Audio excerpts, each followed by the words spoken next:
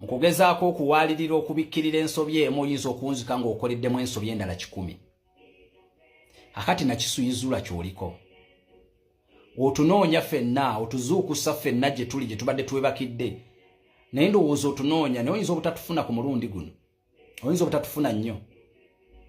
Ekyokubiri, omuntu waffe oba gutandise client waffe mu kaseera kano tasobola kwogera nsonga neki ne bw'onomuprovoking otya tasobola kureplyinga. Balawyers be balina okureplyinga. Teri muntu ateekeddwa kureplyinga wadde n'oku.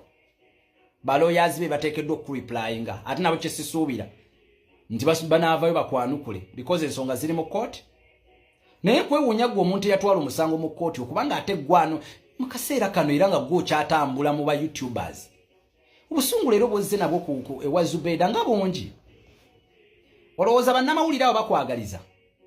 Bagezezzaako bo baali balowooza bijja kukola nga bwe balowooza nti ne Haji bw'anaava mu kkomera bajja kutandika okubanga bamutunuzaamu kamera. Tebiwaakinze. Kati balina okunoonyereza mu mbeera yonna esoboka wakiri bakuggyeko comment bafune views. For them buli nga 25 oba nga 26 dola zijja ku accounts zaabwe views ze bafuna mu YouTube. Naye gwe bali mu kukookesa. Ozze ku Nazala wo musense budde buli kimu kimusense buddeko. Mukubanga wawulidde mbu abaana bo mubaagala batwala ku DNA. Ddala ensonga ye kugisayo mawulire okubenduulu kati bakuyambe ki? Bumanyi nti abaana ba musajja kale bwe kiba kituufu ddala nga baagala batwala ku DNA. Why would you come out mu kamera uliyenga kibinnyo ekyo kibali mu kukola olangire Nazala omulangire ebyawa n'ebyawa. Bubuka kasanga abaana ba musajja bana batwala ku DNA eri gye vaayo nga ddala abaana ba musajja. Lwaki oyagala okwekalubiriza obulamu?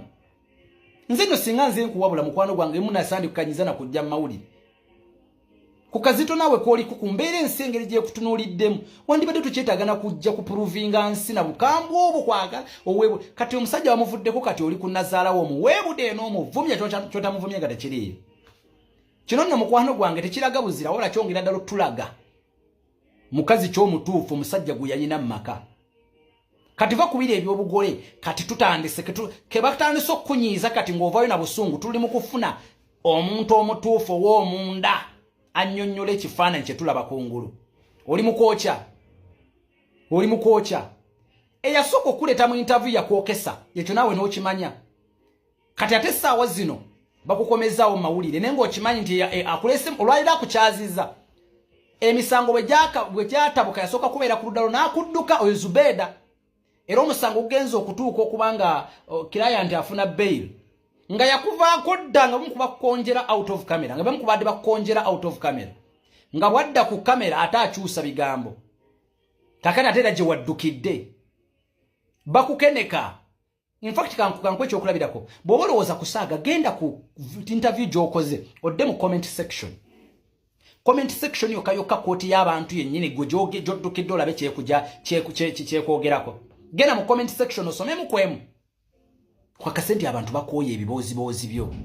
Nazala wo muweebudde buli kimu kyonna okimulangidde. Then katusanyuke nnyo nga bw'oli omuzire nnyo mu kuvuma Nazala wo ne mu kumuweebuula mu kubanga wawuliddeyo oluvuuvumo olugamba nti ayagala abazzukulu be bakolebweko DNA. Gwe kyolowooza ye kati yakole ki? Ne bwe yandibadde kale akyogedde yakole ki? Omusuubira kukola ki? Nga mutabani wo omutaddeko omusango ogufaanako bwe gutyo nga si bituufu. Kati yakole ki?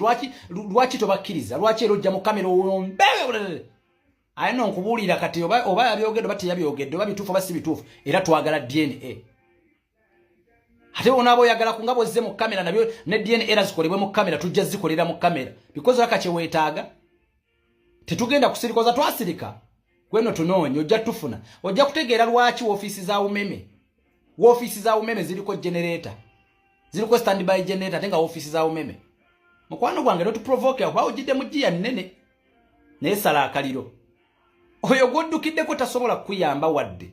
Beba mukuba kukeneka. Ku busungu bw'olina tewali bujulizi buyinza kubanga wabulekayo. Yensobi gy'olina. Okolera ensonga mu busungu. Era nze neewuunya abantu abakyalowooza nti akyalinayo obujulizi obulya. Ku busungu omuntu wammwe bw'alina. Tayinza kubanga alina ke yeerekerayo wadde. Singa waliyo ekyenkomeredde kubanga kinamulaba. Takyafaayo okuprovinga mateeka oba kooti yafaayo okuprovinga kati community. Abantu ayagala akakase bantu. Singa buli kimu ekiryo singa akijjayo dda. Mukwano gwange gye waddukidde